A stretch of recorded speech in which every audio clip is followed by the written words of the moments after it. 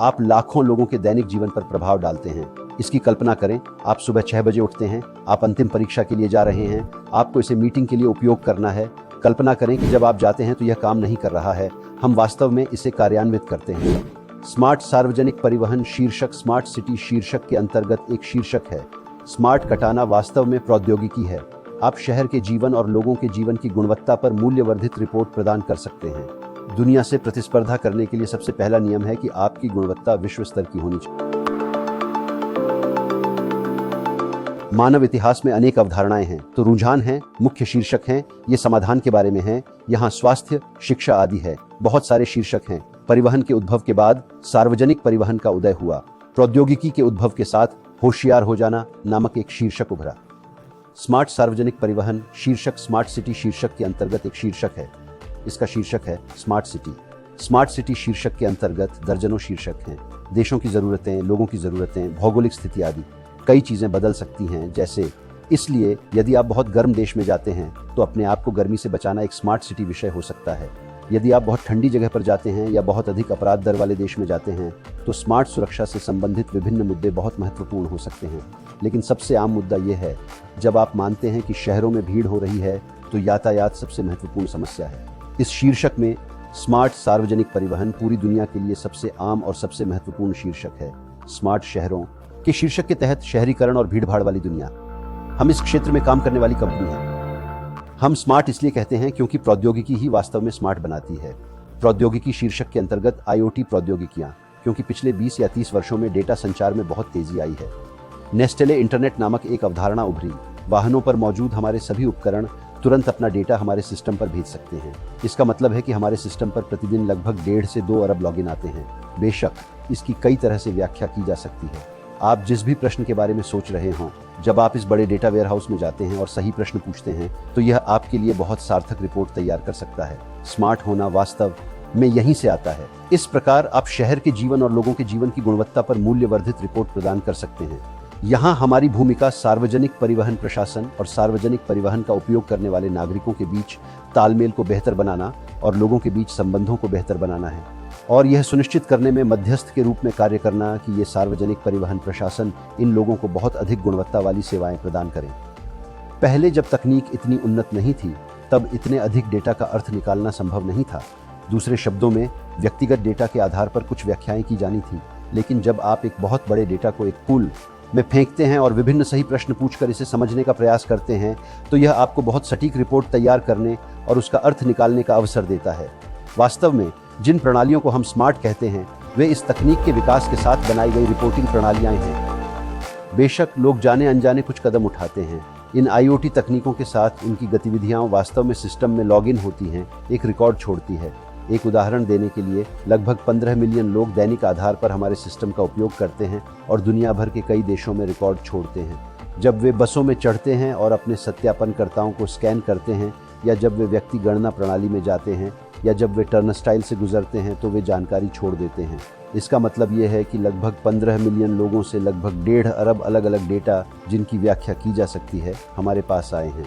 जैसा कि मैंने कहा, जब हम इन्हें कई सूचना पूलों में एकत्र करते हैं तो हम कई रिपोर्ट तैयार कर सकते हैं जो शहरों को स्मार्ट बना सकती हैं और उन्हें अनुकूलित कर सकती हैं।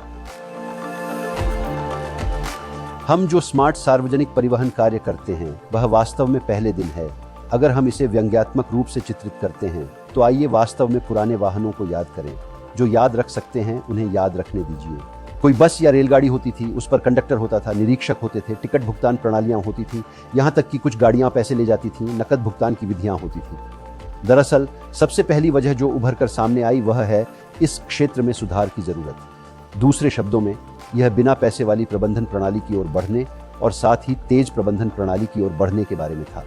लेकिन बढ़ती प्रौद्योगिकियों और बदलती जरूरतों के साथ इस पारिस्थितिकी तंत्र के आसपास नई मूल्यवर्धित सेवाएं आनी शुरू हो गई। यहाँ सबसे महत्वपूर्ण चीज है ड्राइवर, यानी जो चीज इसे सबसे ज्यादा आगे ले जाती है वह है IoT प्रौद्योगिकियों और डेटा ट्रांसफर में तेजी, कंप्यूटर क्षमताओं में वृद्धि और इनसे संबंधित रिपोर्टिंग सिस्टम का विकास। जैसा कि मैंने कहा, अर्थात समाधान की आवश्यकता का पारिस्थितिकी तंत्र जो शुल्क संग्रह प्रणाली से शुरू होता है, यह आज तक जीवित है क्योंकि यह इस दुनिया और तुर्की में विकसित और अधिक सार्थक हो गया है। हम इस डेटा का अर्थ निकालते हैं जिसका मैंने अभी उल्लेख किया है, दैनिक आधार पर लगभग 1.5 अरब। विभिन्न रिपोर्ट प्रारूपों के साथ हम प्रशासन और सार्वजनिक परिवहन प्रशासन अपने शहर के जीवन को आसान बनाने के लिए जो भी ज़रूरतें चाहते हैं उन्हें समझते हैं और उन्हें उनकी आवश्यकताओं के अनुसार अपनी सेवाएं प्रदान करते हैं। एक उदाहरण देने के लिए इन बाएं लॉग से आप देख सकते हैं कि किसी शहर में सबसे व्यस्त लाइन कहाँ है, घनत्व कितने बजे है, ये लोग कहाँ उतरते हैं और कहाँ चढ़ते हैं, वे अपने कार्ड को सबसे अधिक रिचार्ज कहाँ करते हैं, जो है सबसे व्यस्त स्टॉप, सबसे व्यस्त बस कौन सी है, शहर का कौन सा हिस्सा है। हम इस योजना के लिए उपयुक्त कई समाधानों के बारे में बहुत कुछ बताते हैं। कौन सा हिस्सा अधिक घना है, कौन सा हिस्सा कम घना है, ये डेटा कई जगहों पर उपलब्ध है। शहरों में बहुत तेजी से भीड़ हो रही है और शहर बहुत जीवंत है। लोग निरंतर गतिमान रहते हैं और निरंतर गति से एक स्थान से दूसरे स्थान तक जाना चाहते हैं। इस स्थिति को समझकर और इसे समझकर हम लोगों द्वारा उन स्थानों पर घूमने में बिताए जाने वाले समय को कम करने का प्रयास कर रहे हैं जहां वे जाने की कोशिश करते हैं, और साथ ही इसे प्रशासन के लिए और अधिक कुशल बनाते हैं, प्रशासन के बीच संबंधों को सुविधाजनक बनाते हैं और यात्रियों और इस बीच संतुष्टि में वृद्धि। अभी हम जिस बिंदु पर हैं, इस शुल्क संग्रहण प्रणाली का पहला चरण सुरक्षित और अधिक कुशल हो गया है। यदि हम समय के साथ स्थिति का मूल्यांकन करें तो कुछ अतिरिक्त सेवाएं आ गई हैं, जैसा कि मैंने अभी बताया। वर्तमान में लोगों की जरूरतें आम तौर पर इन्हीं स्तरों पर हैं। लोग अब कार्ड पर निर्भर जीवन नहीं जीना चाहते। बहुत सारे कार्ड होने पर भी वे उन्हें ले जाना नहीं चाहते। यदि संभव हो तो वे इसे मोबाइल के माध्यम से करना चाहते हैं, क्योंकि जिंदगी अब मोबाइल हो गई है और हम सभी अपना सारा लेन देन अपने फोन पर करना चाहते हैं और इन बोझों से छुटकारा पाना चाहते हैं। यही कारण है कि हम दुनिया के रुझानों के समानांतर अपने सिस्टम को तेजी से विकसित कर रहे हैं, ऐसे सिस्टम की ओर जो कार्ड से स्वतंत्र हैं और जो बैंकिंग सिस्टम में क्रेडिट कार्ड और समान प्रीपेड कार्ड भी स्वीकार करते हैं। इसके अलावा हमने कई विकल्प भी विकसित किए हैं, जैसे एकाधिक भुगतान, मोबाइल भुगतान और NFC सिस्टम के साथ भुगतान। फिलहाल यहाँ का मुख्य रुझान यही है। अगर हम आगे देखें तो मोबाइल निश्चित रूप से बहुत अधिक लोकप्रिय है, इसलिए आज इसकी मांग है, लेकिन यह आनुपातिक रूप से बहुत अधिक नहीं है। लेकिन इसके पीछे एक बड़ी हवा है और मोबाइल की दिशा में तेजी से प्रगति हो रही है। साथ ही जैसा कि मैंने कहा, एक चलन है जहां अन्य प्रणालियों का भी उपयोग किया जा रहा है और यहां तक कि एक शहर का कार्ड अन्य शहरों में भी मान्य है, और लोग इस मुद्दे पर किसी भी बंधन या प्रतिबंध के बिना सार्वजनिक परिवहन का स्वतंत्र रूप से उपयोग कर सकते हैं। ये उसी के अनुसार आगे बढ़ेगा। बहुत भविष्यवादी दृष्टिकोण हैं, लेकिन ये अगले 10, 20, 30 वर्षों में बदल जाएंगे। यह इस बात पर निर्भर करेगा कि सार्वजनिक परिवहन कैसा स्वरूप लेगा, यानी हमारे द्वारा स्थापित प्रणालियों से परे। आज की दुनिया में हम ड्रोन उड़ाने और टैक्सी उड़ाने की बात करते हैं। जैसे जैसे उनकी प्राप्य राशि यानी यह पारिस्थितिकी तंत्र विकसित होगा, उनके समानांतर उनसे संबंधित भुगतान प्रणालियां भी बदल जाएंगी। दूसरे शब्दों में, इस दुनिया में सैकड़ों कृषि भुगतान प्रणालियां हैं। दूसरे शब्दों में, लोग अब कार्ड से नहीं बल्कि अपने बायोमेट्रिक डेटा से भुगतान करते हैं। कुछ देशों में लोग अपने शरीर पर चिप्स पहनते हैं और अपने हाथ और इन चिप्स को दिखाकर भुगतान करते हैं। इसके अलावा इन कार्डों में कुछ मूल्यवर्धित सेवाओं को जोड़ने से उन्हें सिटी कार्ड में बदलने से संकेत मिलता है कि वे न केवल सार्वजनिक परिवहन में बल्कि शहर के अन्य हिस्सों में भी जनता द्वारा दी जाने वाली विभिन्न सेवाओं में भुगतान प्रणाली को पारित कर सकते हैं। प्रशासन और यहाँ तक कि निजी क्षेत्र से संबंधित स्थानों में भी दुनिया भर में विभिन्न रुझान तेजी से बढ़ रहे हैं, जिनमें फ़ोन पर डाउनलोड किए जाने वाले कार्ड के कार्य भी बढ़ रहे हैं। ये वास्तव में प्रौद्योगिकी और जीवन में बदलाव के लिए उपयुक्त हैं।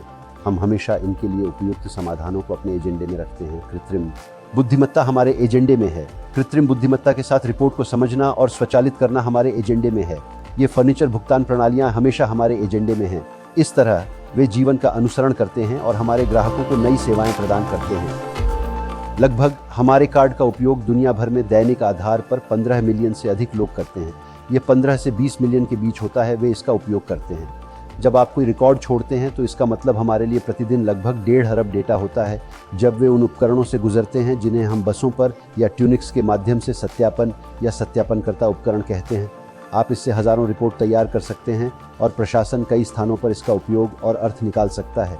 जैसा कि हमने अभी बात की, यह स्मार्ट समाधान तैयार कर सकता है और कई क्षेत्रों में शहरी जीवन को अतिरिक्त मूल्य प्रदान कर सकता है। ये कई क्षेत्रों में दक्षता बढ़ा सकते हैं, जैसे कि फुटपाथ की टूट फूट, पार्किंग की ज़रूरतें, लोगों की यात्रा के समय को कम करना, सड़कों की टूट फूट, उत्सर्जन, पर्यावरण, वाहनों की टूट फूट, काम के घंटे, ईंधन की खपत, और साथ ही जैसा कि मैंने अभी उल्लेख किया है, वे प्रशासन और यात्रियों के बीच संतुष्टि संबंध बढ़ाएंगे। हमारे प्रशासन के पास कई रिपोर्ट तैयार करने का अवसर है। इस 1.5 अरब दैनिक डेटा के साथ हमें तुर्की की IoT प्रौद्योगिकी कंपनी के रूप में चुना गया है, जो पिछले 2 वर्षों में सबसे अधिक डेटा एकत्र करती है। इसका संबंध हमारी बाजार हिस्सेदारी से भी है, क्योंकि तुर्की में हमारी बाजार हिस्सेदारी अब तक पहले स्थान पर है। इस तरह अधिकांश डेटा वास्तव में हमारे पास आता है और हम इसे सार्वजनिक परिवहन का प्रबंधन करने वाली सेवाओं के माध्यम से पेश करते हैं। हम इस संबंध में और इस श्रेणी में तुर्की में पहले स्थान पर हैं। नगर पालिकाओं के समाधानों में चीज़ों में रुझान अब बहुत ऊंचे हैं, पर्यावरण में रुझान बहुत ऊंचे हैं। कार्बन उत्सर्जन और इलेक्ट्रिक वाहनों के उपयोग जैसी सामाजिक संवेदनशीलताएं बहुत बढ़ गई हैं। सार्वजनिक परिवहन प्रशासन ने हाल ही में हमारी प्रणालियों में बहुत रुचि दिखाई है, विशेष रूप से शहर की वायु पहचान और स्थिरता जैसे उनके दृष्टिकोण के ढांचे के भीतर। और हम इन रिपोर्टों का, इस बड़े डेटा से जो रिपोर्ट तैयार करते हैं, उसका भरपूर उपयोग करने में सक्षम हो गए हैं। निस्संदेह हम ये काम केवल तुर्की में ही नहीं करते हैं। हमारी कंपनी कई वर्षों से एक वैश्विक कंपनी रही है। 2024 में वैश्वीकरण हमारी बुनियादी रणनीतियों में से एक है। हम विदेशी बाजारों को बहुत महत्व देते हैं और तुर्की को छोड़कर 14 देशों में हमारा परिचालन है। हम कई देशों में काम करते हैं, कई देशों में, अफ्रीका से यूरोप तक, यहाँ तक कि सुदूर पूर्व और भारत तक, कई सार्वजनिक परिवहन प्रशासनों में, कई अलग अलग चैनलों में, कुछ बसों के साथ, कुछ ट्रॉली बसों के साथ, कुछ मेट्रो के साथ, कुछ समुद्री परिवहन के साथ, कई सार्वजनिक परिवहन क्षेत्र। हम दुनिया के कई क्षेत्रों और कई हिस्सों में काम करते हैं। तुर्की के बाहर हमारा सबसे महत्वपूर्ण बाजार भारत है। हमने भारत में 6 परियोजनाएं वितरित की हैं। इसलिए मैं गर्व से कह सकता हूं कि हमने जो आखिरी परियोजना पेश की थी वह आगरा शहर के लिए थी, जहां दुनिया का एक प्रतिष्ठित स्मारक ताजमहल स्थित है। वहां के लोग हमारे द्वारा संग्रह प्रणाली में जोड़े गए मूल्यवर्धित उत्पादों के साथ अपनी दैनिक यात्राएं करते हैं और हम इसका भरपूर आनंद लेते हैं। दुनिया से प्रतिस्पर्धा करने के लिए सबसे पहला नियम है कि आपकी गुणवत्ता विश्व स्तर की होनी चाहिए। हमारी गुणवत्ता विश्व स्तरीय है। हम विश्व मानकों का पालन करते हैं। हम लगातार अपनी प्रौद्योगिकियों को अद्यतन करके इससे आगे बढ़ने का प्रयास कर रहे हैं। दूसरा है प्रतिस्पर्धात्मकता। आपकी गुणवत्ता बहुत अच्छी हो सकती है, लेकिन यदि आप प्रतिस्पर्धी नहीं हैं तो यह अब एक टिकाऊ व्यवसाय नहीं है। यह वह जगह है जहां हम देखते हैं कि हम सबसे अधिक अंतर कहां लाते हैं। हम विश्व स्तरीय गुणवत्ता वाले सॉफ्टवेयर और समाधान तैयार करते हैं, लेकिन शायद इसमें हमारे भूगोल का भी योगदान है, क्योंकि यहाँ की ज़रूरतें बहुत परिस्थितिजन्य हैं। कभी कभी हमारे भौगोलिक क्षेत्रों में लोग और हमारे कुछ ग्राहक चाहते हैं कि उनकी तात्कालिक ज़रूरतों का समाधान बहुत जल्दी हो जाए। इससे इस क्षेत्र में हमारी मांसपेशियों में भी काफ़ी सुधार हुआ है। मैंने इसे एक ऐसी कंपनी में बदल दिया है जो ग्राहकों के प्रति बहुत संवेदनशील है, जो तुर्की और दुनिया भर में बहुत तेजी से बहुत प्रभावी समाधान और बहुत उच्च गुणवत्ता वाली सेवाएं देने में सक्षम है। हमारी गतिशीलता हमारे सबसे महत्वपूर्ण प्रतिस्पर्धी लाभों में से एक है। इन सबके अलावा हम तीसरे स्थान पर हैं और अपनी वैश्वीकरण रणनीति के हिस्से के रूप में बेहद प्रतिस्पर्धी हैं। हम उस नौकरी को पाने और उस काम को करने के लिए आवश्यक रूप से प्रतिस्पर्धी होने से कभी परहेज नहीं करते हैं। बेशक समय के साथ ज़रूरतें बदल गईं, खासतौर पर टेक्नोलॉजी में बदलाव के साथ। लोग इस उम्मीद से कहीं आगे निकल गए हैं कि हमें पहले दिन की तरह जल्दी से अपना पैसा चुका देना चाहिए और आगे बढ़ जाना चाहिए। लोग अब अपने कार्ड पर पैसे डालते समय अखबार की दुकान या सड़क पर जगह की तलाश नहीं करना चाहते। वे अपने फ़ोन से पैसे भी लौट करना चाहते हैं। हम ऐसे समाधान तैयार करते हैं जो उन्हें शीघ्रता से ऐसा करने में सक्षम बनाते हैं, या फिर वे बस स्टॉप पर घंटों तक उस बस का इंतजार नहीं करना चाहते जो यह नहीं जानती कि वह कब आएगी।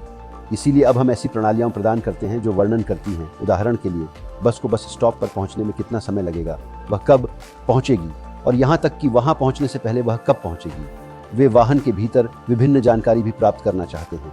दूसरे शब्दों में, हम ऐसी सेवाएं प्रदान करते हैं जैसे अगला पड़ाव कहाँ है, हमें कब उतरना चाहिए, लाइन कहाँ है। हम इस तरह की कई मूल्यवर्धित सेवाएं प्रदान करते हैं। हम स्टेशनों पर उपकरण लगाते हैं जहां वे अपने कार्ड को टॉप अप कर सकते हैं। हम उन्हें अपने बड़े सॉफ्टवेयर पारिस्थितिकी तंत्र में सभी उपकरणों से संवाद करने और बात करने में सक्षम बनाते हैं। जिस बड़े डेटा का मैंने अभी उल्लेख किया है वह वास्तव में इस बड़े पारिस्थितिकी तंत्र के भीतर एकत्र किया गया है, तो वे सभी लॉग वास्तव में एक बिंदु के बाद सार्थक हो जाते हैं। जैसा कि मैंने कहा, प्रौद्योगिकी के विकास के साथ मानवीय ज़रूरतें तेजी से बदल रही हैं। सार्वजनिक परिवहन अधिकारी इनका जवाब देना चाहते हैं। हम इनमें से अधिकांश के लिए पहले से ही तैयार हैं और हम इस संदर्भ में त्वरित समाधान तैयार करते हैं। हमें अपनी प्रौद्योगिकियों और उत्पादों पर इतना भरोसा है कि दुनिया का कोई भी महानगर, पोलियो से टोक्यो से न्यूयॉर्क तक, हमारे पास आएगा और कहेगा, हमारे शहर को स्मार्ट बनाएं और इस इलेक्ट्रॉनिक के सार्वभौमिक नाम के साथ अपने EFC समाधान स्थापित करें। टोल संग्रहण प्रणाली, हम इसे यथाशीघ्र स्थापित करते हैं, इसे सबसे प्रभावी तरीके से संचालित करते हैं और सबसे प्रतिस्पर्धी तरीके से समाधान तैयार करने की क्षमता रखते हैं। हमारे पास लगभग 200 इंजीनियर हैं जो सॉफ्टवेयर पर काम करते हैं और जिनका एकमात्र काम सिस्टम विकसित करना है। उनका एकमात्र ध्यान सिस्टम में लगातार सुधार करना और दुनिया के रुझानों का पालन करते हुए नए रुझानों के साथ हमारे ग्राहकों के लिए नए समाधान तैयार करना है। हम मूलतः एक सॉफ्टवेयर कंपनी हैं, हालांकि हम अपने कुछ सबसे आवश्यक उपकरणों का भी उत्पादन करते हैं। दूसरे शब्दों में, हमारे सबसे आवश्यक उपकरण सत्यापन हैं, जिन्हें हम बड़े पैमाने पर बना सकते हैं, और हम ड्राइवर द्वारा उपयोग किए जाने वाले उपकरणों का उत्पादन करते हैं, जिन्हें हम ड्राइवर नियंत्रण पैनल कहते हैं, जो वाहन के भीतर पारिस्थितिकी तंत्र का प्रबंधन करते हैं। इसके अलावा हमारे पास ऐसे उपकरण भी हैं जिनका उत्पादन हमने अपने कुछ उपठेकेदारों द्वारा किया है, बशर्ते उनमें से कुछ के आईपी हमारे पास हों। लेकिन हमारी परिभाषा में हम एक सॉफ्टवेयर कंपनी हैं और हमारे पास कम टर्नओवर वाला एक बहुत ही योग्य सॉफ्टवेयर स्टाफ है, जो कई वर्षों से हमारे साथ काम कर रहा है, जो इस विशिष्ट डोमेन में विशेषज्ञ है और जो वर्षों से इस व्यवसाय से निपट रहा है। दरअसल हम यह सब काम उन्हीं की बदौलत करते हैं। सच कहूँ तो जब मैं पहुंचा तो मुझे बहुत आश्चर्य हुआ। यह भाग इंजीनियरिंग, भाग अल्फा पुरुष है। इसके अलावा सार्वजनिक परिवहन कुछ हद तक पुरुष प्रधान क्षेत्र है, लेकिन जैसे जैसे दुनिया बदलती है वैसे वैसे यह भी बदलता है। मुझे बहुत खुशी है कि हमारे वर्तमान इंजीनियर स्टाफ में 30% महिलाएं हैं। वास्तव में हम सभी इसे मीडिया से देखते हैं। सौभाग्य से महिलाएं वाहनों, सबवे, बसों आदि में अधिक बार दिखाई देने लगी हैं। मुझे लगता है कि यह एक महत्वपूर्ण विकास है जो हमारे क्षेत्र और पारिस्थितिकी तंत्र को अधिक सुंदर, नरम और अधिक सौंदर्यपूर्ण बना देगा। यही बात मुझे सबसे ज्यादा उत्साहित करती है। वास्तव में आप लाखों लोगों के दैनिक जीवन को सीधे तौर पर छूते हैं। कल्पना कीजिए, आप सुबह 6 बजे उठे, अंतिम परीक्षा देने जा रहे हैं। आपको सार्वजनिक परिवहन का उपयोग करना होगा। कल्पना कीजिए कि जब आप चले गए तो यह काम नहीं कर रहा था। वास्तव में हम हर सुबह जागते ही यह काम करते हैं। हम वास्तव में पहले आंदोलन की शुरुआत में कहीं हैं जो सुबह उठने पर 15 करोड़ लोगों की खुशी या नाखुशी को छू सकता है। तो निस्संदेह यहाँ खुशियाँ पैदा करना और उस जीवन को आसान बनाना मेरे लिए बहुत संतुष्टि की बात है। और हम हर दिन कई बार कई लोगों के जीवन को छूते हैं और हम वहाँ गंभीर अतिरिक्त मूल्य बनाते हैं। यहाँ हम लोगों की खुशी और उनके जीवन की गुणवत्ता में सुधार पर बहुत महत्वपूर्ण चर्चा करते हैं। सच कहूँ तो यह मेरे लिए बहुत महत्वपूर्ण संतुष्टि है, काम, शक्ति या किसी अन्य चीज़ से स्वतंत्र। इसलिए मैं इस इंडस्ट्री में आकर और ऐसी कंपनी मैनेजर बनकर बेहद खुश और संतुष्ट हूँ।